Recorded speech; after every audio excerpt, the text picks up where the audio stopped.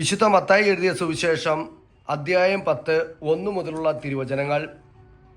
അവൻ തൻ്റെ 12 ശിഷ്യന്മാരെ വിളിച്ച് അശുദ്ധാത്മാക്കളെ ബഹിഷ്കരിക്കാനും എല്ലാ രോഗങ്ങളും വ്യാധികളും സുഖപ്പെടുത്താനും അവർക്ക് അധികാരം നൽകി. ആ 12 അപ്പസ്തലന്മാരുടെ പേരുകൾ: ഒന്നാമൻ പത്രോസ് എന്ന് വിളിക്കപ്പെടുന്ന ശിമിയോൻ, അവൻ്റെ സഹോദരൻ അന്ത്രയോസ്; സെബദിയുടെ പുത്രനായ യാക്കോബ്, അവൻ്റെ സഹോദരൻ യോഹന്നാൻ; പീലിപ്പോസ്, ബർത്തലോമിയ, തോമസ്, ചുങ്കക്കാരൻ മത്തായി, ഹെൽപ്പയുടെ പുത്രൻ യാക്കോബ്; തദേവൂസ്, കാനാൻകാരൻ ശിമിയോൻ, യേശുവിനെ ഒറ്റിക്കൊടുത്ത യൂദാസ് കറിയാത്തോ. ഈ 12 പേരെയും യേശു ഇപ്രകാരം ചുമതലപ്പെടുത്തി അയച്ചു: നിങ്ങൾ വിജാതിയുടെ അടുത്തേക്ക് പോകരുത്, സമരിയക്കാരുടെ പട്ടണത്തിൽ പ്രവേശിക്കുകയും അരുത്. പ്രത്യുത ഇസ്രായേൽ വംശത്തിലെ നഷ്ടപ്പെട്ടു പോയ ആടുകളുടെ അടുത്തേക്ക് പോകുവിൻ. പോകുമ്പോൾ സ്വർഗരാജ്യം സമീപിച്ചിരിക്കുന്നു എന്ന് പ്രസംഗിക്കുവിൻ.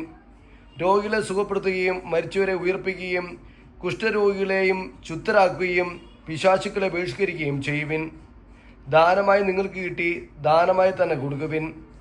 നിങ്ങളുടെ അരപ്പട്ടയിൽ സ്വർണമോ വെള്ളിയോ ചെമ്പോ കരുതി വയ്ക്കരുത്. യാത്രയ്ക്ക് സഞ്ചിയോ 2 ഉടുപ്പുകളോ ചെരുപ്പോ വടിയോ കൊണ്ടുപോകരുത്. വേല ചെയ്യുന്നവൻ ആഹാരത്തിന് അർഹനാണ്. നിങ്ങൾ ഏതെങ്കിലും പട്ടണത്തിലോ ഗ്രാമത്തിലോ പ്രവേശിക്കുമ്പോൾ അവിടെ യോഗ്യതയുള്ളവൻ ആരെന്ന് അന്വേഷിക്കുകയും അവിടം വിടുന്നതുവരെ അവനോടുകൂടെ താമസിക്കുകയും ചെയ്യുവിൻ. നിങ്ങൾ ആ ഭവനത്തിൽ പ്രവേശിക്കുമ്പോൾ അതിന് സമാധാനം ആശംസിക്കണം.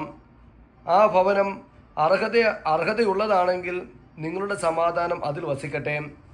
അർഹതയില്ലാത്തതെങ്കിൽ നിങ്ങളുടെ സമാധാനം നിങ്ങളിലേക്ക് തന്നെ മടങ്ങട്ടെ. ആരെങ്കിലും നിങ്ങളെ സ്വീകരിക്കാതെയോ നിങ്ങളുടെ വചനം ശ്രവിക്കാതെയോ ഇരുന്നാൽ ആ ഭവനം അഥവാ പട്ടണം വിട്ടുപോകുമ്പോൾ നിങ്ങളുടെ പാദങ്ങളിലെ പൊടി തട്ടിക്കളയുവിൻ. വിധി ദിവസത്തിൽ ആ പട്ടണത്തേക്കാൾ സോദോം ഗോമോറ ദേശങ്ങൾക്ക് കൂടുതൽ ആശ്വാസമുണ്ടാകുമെന്ന് സത്യമായി ഞാൻ നിങ്ങളോട് പറയുന്നു. ചെന്നായ്ക്കളുടെ ഇടയിലേക്ക് കുഞ്ഞാടുകളെ എന്ന പോലെ ഞാൻ നിങ്ങളെ അയക്കുന്നു. അതിനാൽ നിങ്ങൾ സർപ്പങ്ങളെ പോലെ വിവേകികളും പ്രാവുകളെ പോലെ നിഷ്കളങ്കരുമായിരിക്കുവിൻ. മനുഷ്യരെ സൂക്ഷിച്ചുകൊള്ളുവിൻ. അവർ നിങ്ങളെ ന്യായാധിപ സംഘങ്ങൾക്ക് ഏൽപ്പിച്ചു കൊടുക്കും. തങ്ങളുടെ സിനഗോഗിൽ വെച്ച് അവർ നിങ്ങളെ മർദ്ദിക്കും. നിങ്ങൾ എന്നെ പ്രതി നാടുവാഴികളുടെയും രാജാക്കന്മാരുടെ സന്നിധിയിലേക്ക് നയിക്കപ്പെടും.